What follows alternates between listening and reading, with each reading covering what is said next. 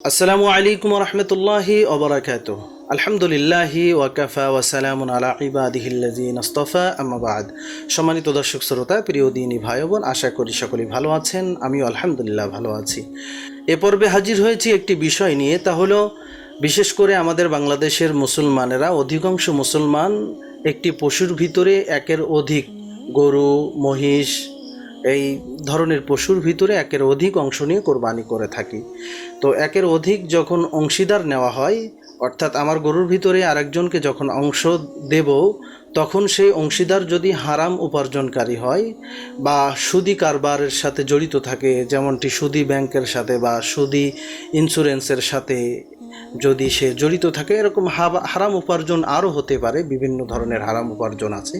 যদি এরকম অবৈধ হারাম উপার্জনের সাথে আমার সে অংশীদার জড়িত থাকে, তাহলে তাকে নিয়ে যদি আমি কোরবানি দেই, তাহলে আমার কোরবানি সঠিক হবে কিনা, বা আমার পশুর ভিতরে অংশ দেওয়ার জন্য কোন কোন ব্যক্তিকে অংশ আমরা দিতে পারবো। Holy star presence.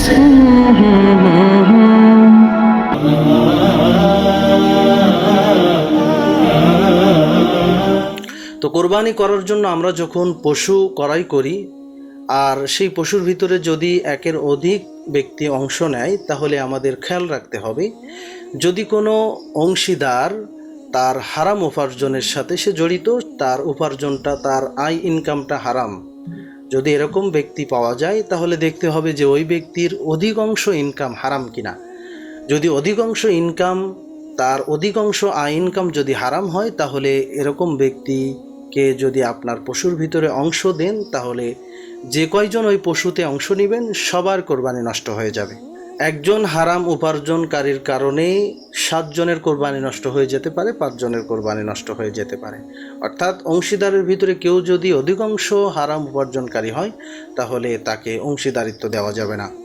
কোনো ব্যক্তি যদি সুদি ব্যাংকের সাথে, সুদি এনজিওর সাথে বা সুদি ইন্স্যুরেন্সের সাথে যদি জড়িত থাকে, তাহলে তার ক্ষেত্রেও দেখতে হবে যে ওই ব্যক্তির হালাল কোনো ইনকাম সোর্স আছে কিনা। যদি ওই ব্যক্তির হালাল কোনো ইনকামের রাস্তা থেকে থাকে, তাহলে তাকে অংশীদারিত্ব দেওয়া যেতে পারে, এবং তাকে বলতে হবে যে, তাকে জিজ্ঞেস করে নিতে হবে যে আপনি আপনার কোন ইনকাম দিয়ে এই কোরবানিতে অংশ নিচ্ছেন। সে যদি আপনাকে আশ্বস্ত করে যে আমার অমুক জায়গায় এরকম হালাল ইনকামের ব্যবস্থা আছে, আর আমি সেই হালাল ইনকাম থেকে কোরবানিতে অংশ নিচ্ছি, তাহলে সেই ব্যক্তিকে কোরবানিতে বা আপনার কোরবানির পশুতে অংশ দেওয়া যেতে পারে, অংশীদারিত্ব দিতে পারেন। এছাড়া হারাম উপার্জনকারীকে যদি পশুর ভিতরে অংশীদারিত্ব দেওয়া হয়, তাহলে কারোর কোরবানি সহি হবে না, সবার কোরবানি নষ্ট হয়ে যাবে। এজন্য আমরা বিশেষ করে অংশীদারিত্বর ক্ষেত্রে আমরা যাদের সাথে অংশীদার হয়ে কোরবানি করব, তাদের ব্যাপারে খুব ভালোভাবে যাচাই বাছাই করা দরকার, যে তারা কোন পথে উপার্জনটা করে আনতেছে, তাদের হালাল ইনকাম নাকি হারাম, এই বিষয়টি আমরা খুব ভালোভাবে খেয়াল রাখব। আল্লাহ সুবহানাহু ওয়া তাআলা আমাদের সকলকে আমল করার তৌফিক দান করুন, আমিন। ওয়া আখির দাওয়ানা আনিল হামদুলিল্লাহি রাব্বিল আলামিন। আসসালামু আলাইকুম ওয়া রাহমাতুল্লাহি ওয়া বারাকাতুহু।